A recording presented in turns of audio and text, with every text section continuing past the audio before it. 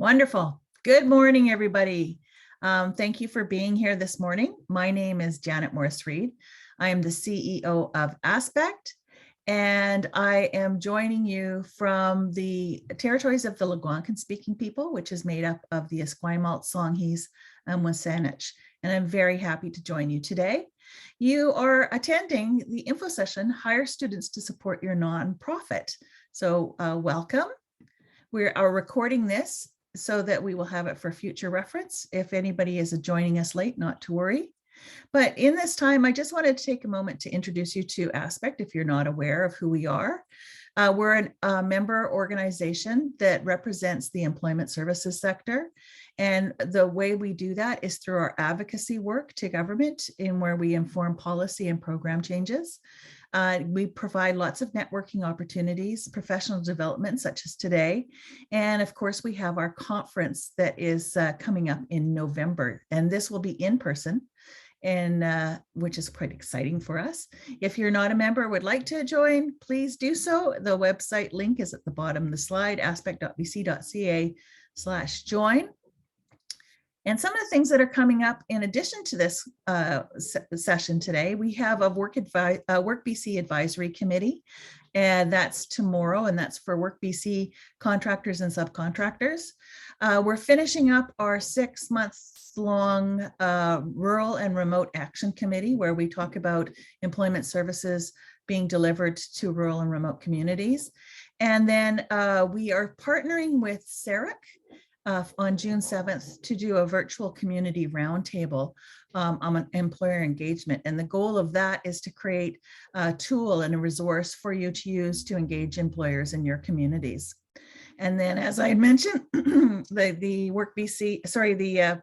Aspect Conference is coming up in November 3rd and 4th. It's in person, and we have a call for presenters right now that's on until the end of June. I think it's the 27th. If you have been doing something that's really cool, that's working for you in your area, and you'd like to share it with others, please submit an application to be a presenter. And then today we have a small group, so that's great. But if you have any questions, you can use the chat box when they come to mind, but we will be taking questions at the end and having small discussion if you so wish to do. And then, as I mentioned, we will be sending out a recording after this, a copy of the presentation slides, as well as a survey. And if there are any questions we don't have time to get to today, we'll also send those out to you. So it is my pleasure to introduce to you our presenters today. Miranda Maslany has spent the last 10 years working in the not-for-profit sector and manages the talent for not-for-profits.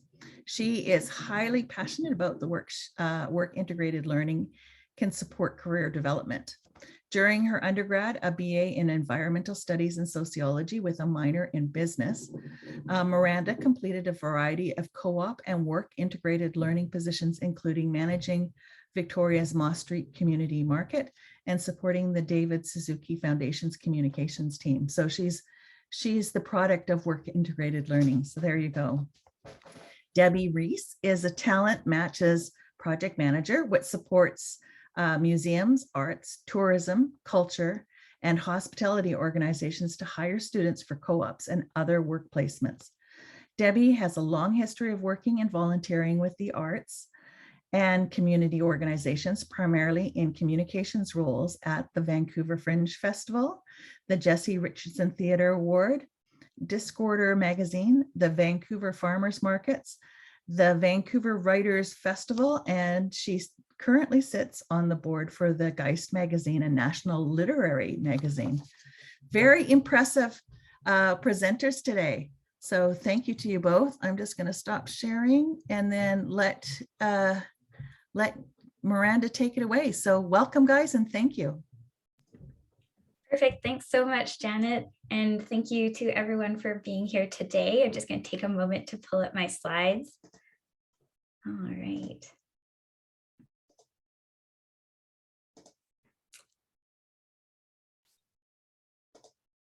Just bear with me that my slide transitions might be a little bit slow. I'm just recovering from a wrist injury.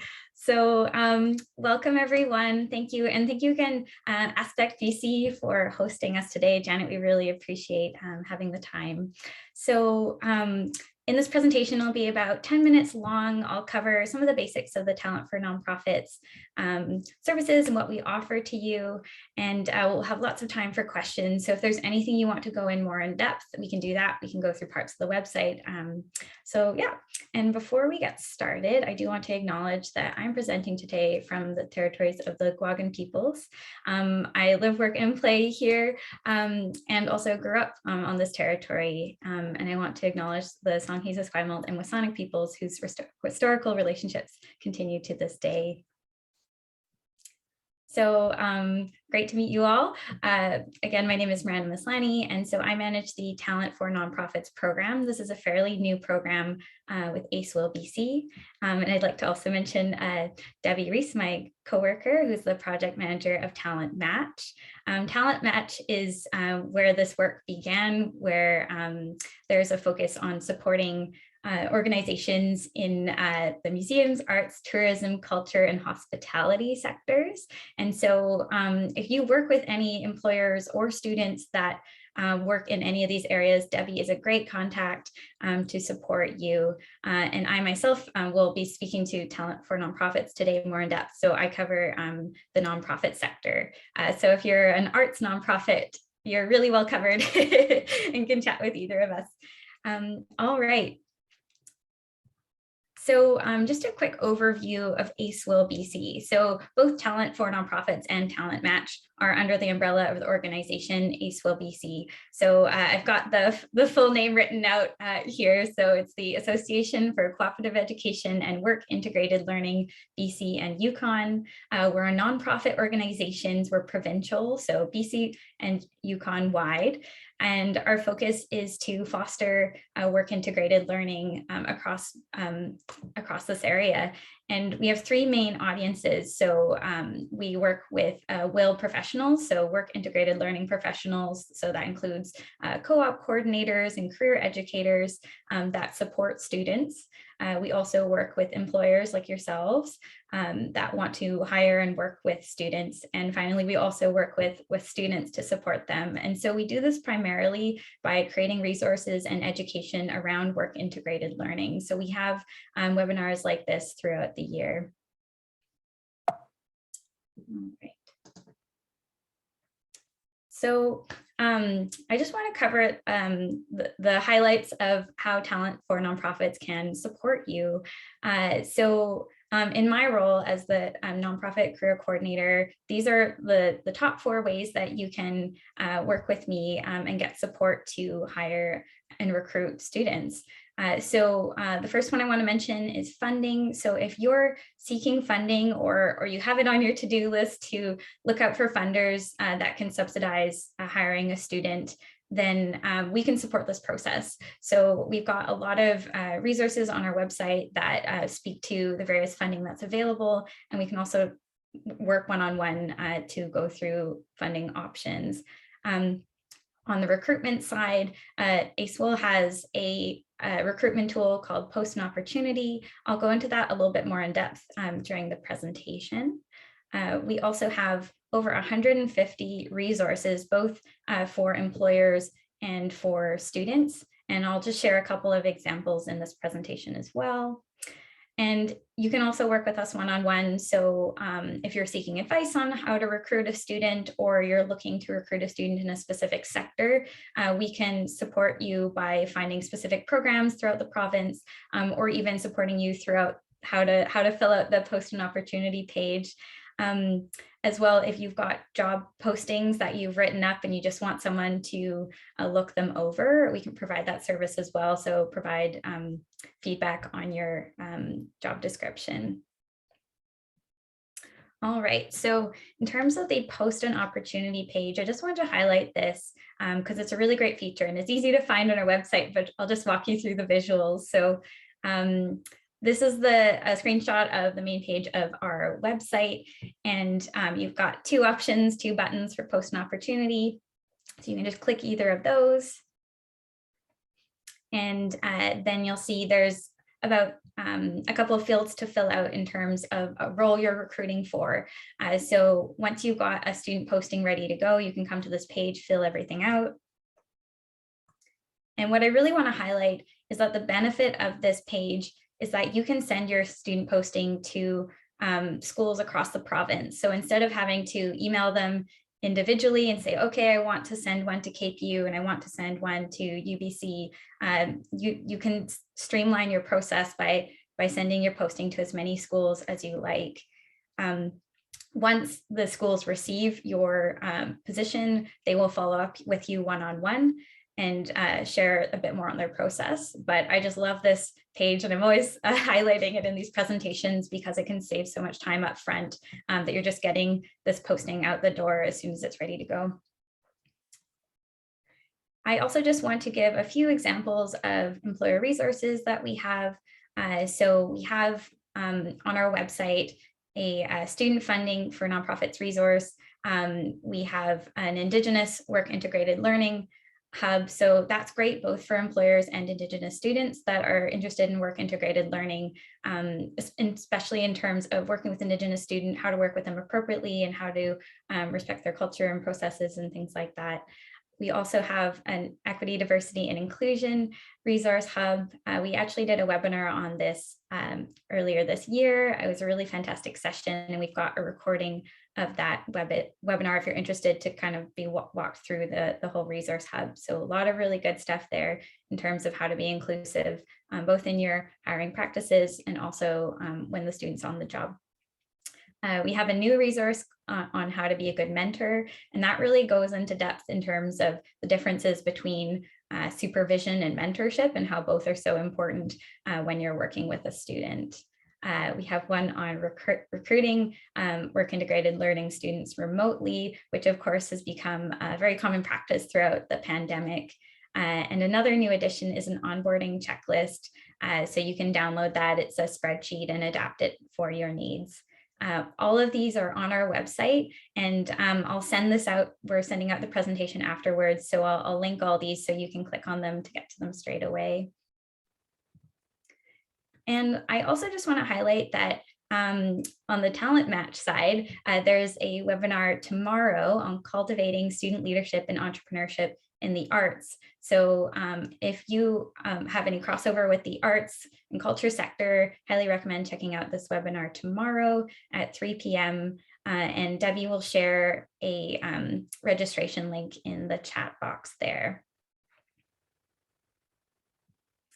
All right, so that's the end of the presentation. I've noted here the various ways you can reach us. So I've got my email here. We've also got a newsletter. So if you want to stay in touch with developments and future webinars and learning opportunities, this is a great place to stay in touch with us. And also that's where we'll share any new resources we develop. We've got some exciting resources coming up over the summer, so stay tuned for those. So I'll stop sharing for a moment. Great, so that's the end of the presentation. So if anyone has any questions, now's the time. We've got this time to cover anything you'd like to chat about. So what is the eligibility for students? Vanessa's asking. That's a great question. And I would say it depends on the type of work integrated learning. There's about 9 formalized types of work integrated learning. So for example, if you are interested in hiring a co-op student, there's a requirement of 420 hours that the student has to complete throughout their session. There would also be additional requirements such as the supervisor has to be available to check in with the work integrated learning coordinator of the student. So usually the title will be co-op coordinator. And there also is the timing consideration. So usually co-ops are going to be based within a semester so that a student can alternate between co-op and their regular program. There are some exceptions where a student might do a part-time co-op. Janet mentioned I worked for Moss Street Market. That was a co-op I did in my 3rd year of university, and that was part-time, so I did it over 2 semesters, but I would definitely say that that's less common. Yeah. So I just have a couple of questions myself. So what kind of students? Is it only the students at post-secondary institutions, or does it also include people from trade schools and other areas? That's a good question. So I would say post-secondary institutions undergrad, graduate, and a doctoral level. Debbie, would you be able to speak to whether trades is included? Yeah, a lot of trades do have to do like an apprenticeship. So the structure is maybe a little bit different than a co-op, but that still counts as work integrated learning. For example, like VCC, so the Vancouver Community College has a lot more courses like that. And one of the areas that Talent Match covers is tourism and hospitality. So, we go into apprenticeships a little bit with the culinary arts. So that definitely counts. I'm just wondering if Vanessa was maybe asking about eligibility for students around funding. So I'm not sure, Miranda, you wanted to speak to that, or if you want me to. Oh, yeah. She's just added, my program is supporting Burnaby School District newcomers high school students. And will they be eligible to access? For high school. I mean, Miranda and Alana, who's our career coach for the Talent Match program, does provide support to students, but we are more focused on post-secondary, so after high school. But that doesn't mean that if a student was curious and wanted to come check out our website and the resources and maybe even book a time to chat about the benefits of signing up for a work integrated learning program once they enter post-secondary, we would definitely be able to do that. I have another question, and then I see that Dylan's also got a question here, but so is there an age limit to who can access these matching? For example, I'm a master's student, but I'm definitely over 30. Would I still be able to take advantage of the work integrated learning? Yeah, I can say that. So the one consideration is that a lot of funding requires that the student is under 30. But if you say you're a master's or doctoral student, it doesn't make you ineligible, but there may be fewer opportunities if the funder has funding if the employer has any funding restrictions. But anytime a student is considering co-op or other work integrated learning, they have a lot of resources through their post-secondary institution. And so their co-op coordinator would be sort of supporting them with which ones they're eligible for. So if you're interested in working with a student, I'd definitely still consider it at the graduate and post doctoral level. Yeah, Right. I mean, definitely like, mature students would be eligible for work placements. That's not the issue. It's more, there's some limitations around the funding. And I see someone asked about international students, and unfortunately there's only one funder that I know does fund international students, and that's MyTax. They have two streams of funding. One is for more academic research that can be peer reviewed, so if you have a project related to that, or they have a business strategy internship. So if you're looking to put in a new business strategy that touches on innovation, you can put together a proposal for that, and international students would be funded under that program. But for most other programs, unfortunately, international students, and again, people who are over 30 often are not eligible, but it does depend, like it's a little bit different for each funder. Okay, I'm just going to say, why don't we just, because it's great to have the questions in the chat now, but we've got such a small group. Why don't we put our cameras on and just put your hands up to speak? So I'm going to call on Dylan because you had a question in the chat. Dylan, would you mind asking it live? Thanks. No, I don't know if I can, Janet. Sure, absolutely. So we're seeing a pretty crazy labor market post-pandemic. What kind of uptake are you seeing for your programs and for not-for-profits as far as co-op students, right? Yeah, I can speak to that, and I'm sure Debbie has input as well. I would say the employers that I've spoken with are definitely finding there's less uptake than usual, that students are that they're getting less applications than they normally would. So there's definitely a challenge there. I would say, especially in rural and remote communities where there's the travel considerations, and COVID just adds that extra layer of complexity. So yeah, for sure. Yeah, I mean, I know that in discussions with a couple co-op advisors as well, they, talk about the importance of also like that you are competing for the students as well. So it's not, I mean, there's probably a bit, like my suggestion is if you have a job that you want a co-op student to fill, post your job really early, because that's when the pool of students is the biggest. And also, if you don't have to rely on funding and therefore you can include international students in that pool, then that's your best bet to be able to hire students. So really just like thinking ahead.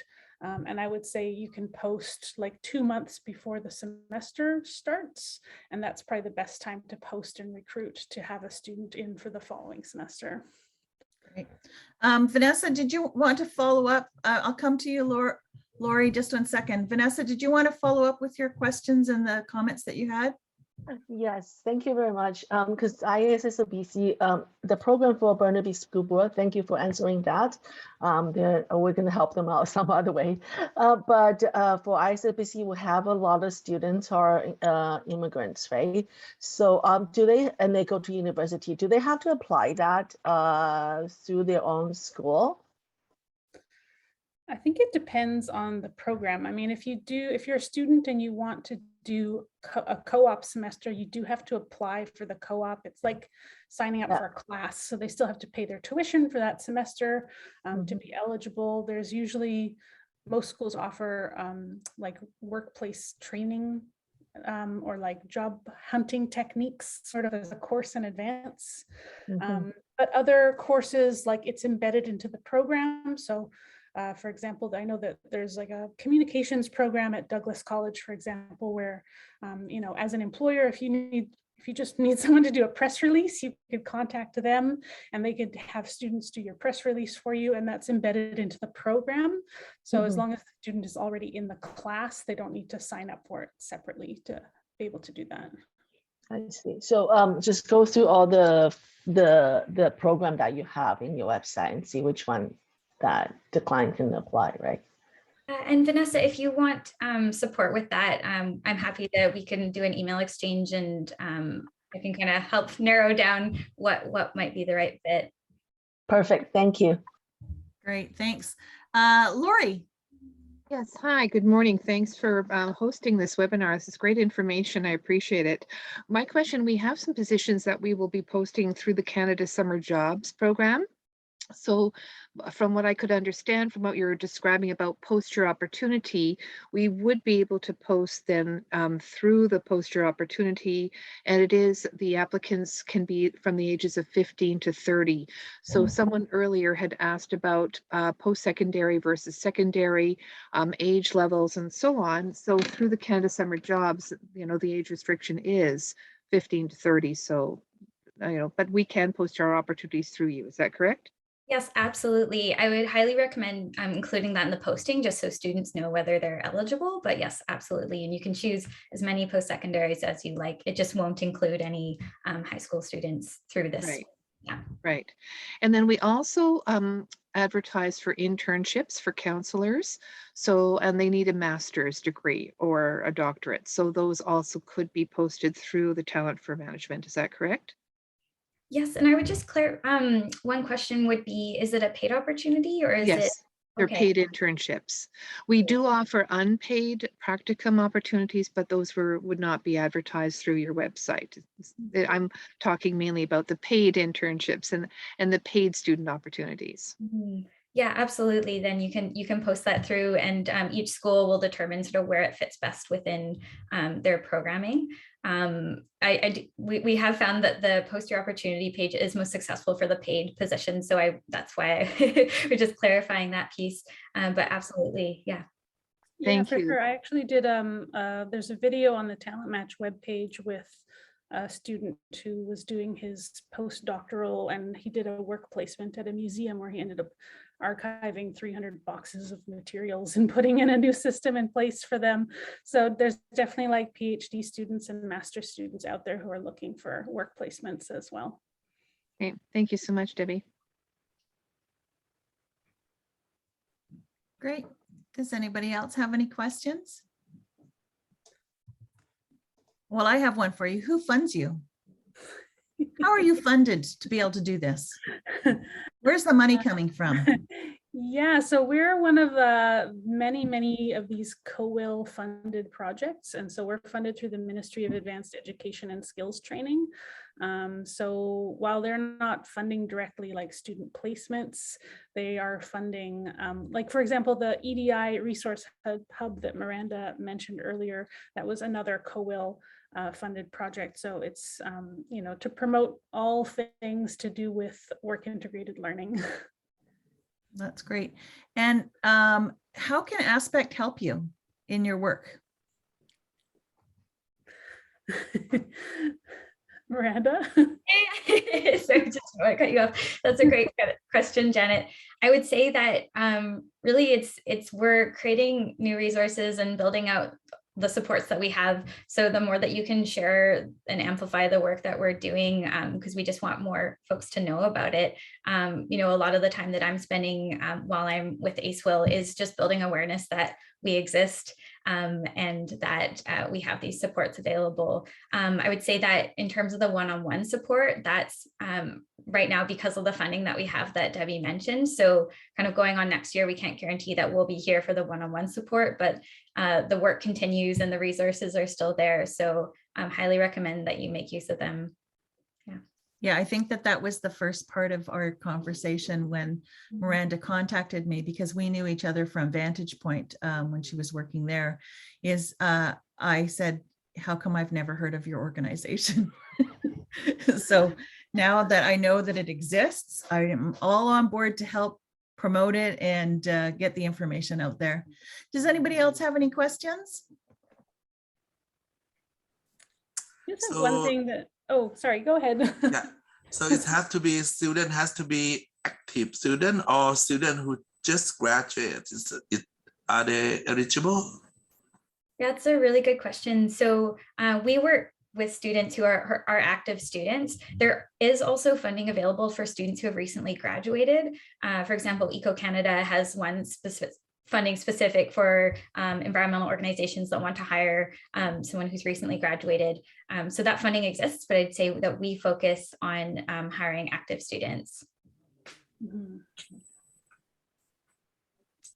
Yeah, and what I was just going to say was another tool that I've been working on, and hopefully there'll be, like, so far I've been focusing on more match organizations, but I've been putting together recruitment guides that sort of highlight different schools that have relevant programs. So I've done one for the hospitality and tourism sector. There's one for what's called the GLAM sector. So GLAM is galleries, libraries, archives, and museums. Almost finished a fine and performing arts one, and I've started work on a more marketing and graphic design one. So you can find those on the Talent Match page, and it'll help with once you have your job posting ready to go, which schools have programs that fit into those areas. Mm-hmm. Yeah, and I would say too that in terms of kind of takeaways from today, our roles are to save you time and energy in your student engagement process. So if you have questions, we're here and happy to answer them. And our goal is really to encourage more work integrated learning in the province. So yeah. Great. Any other questions? Nick? Yep. Yep. Just put this in scenario. So my campus here, in Williams Lake here, I got a student who just graduated accounting technician diploma, like a great student, but young. He doesn't have experience. I try to connect him with accounting company in town. So how would your organization help this student? Yeah, so I would say if you're welcome to send us a note, and we can help you find kind of funding opportunities. Debbie, would you have anything to add on that? Yeah, I think I would agree with you of like connecting with Miranda to help figure out more targeted things for that particular person. You know, maybe we can brainstorm some ideas. Yeah. Okay, thank you. I'll send you email afterward. Yeah, absolutely. And my email's in the chat box, but we'll also, it's all my contact details are also in the slides that will go out. Thank you. Oh, Janet, you're on mute. I'm muted. We're getting new stucco and there's workmen outside making lots of noise. So I'm sorry, I keep muting. But thank you to both Debbie and Miranda for taking time to let us know about this area of supports for our communities. Really, really appreciate it. And especially as we're heading into a very high demand summer, there's definitely a lot of youth out that are looking at ways to get their experience and you know, support the work that they're doing at school. So that's great. So as I mentioned, we'll be sending out the recording of this if you missed the first part of the session, and contact information and a list of resources, as well as the slides. Thanks, everybody. Enjoy the rest of your day. Great, thank you. Thanks so much, Janet. Great. Thanks, everyone. Bye-bye for now.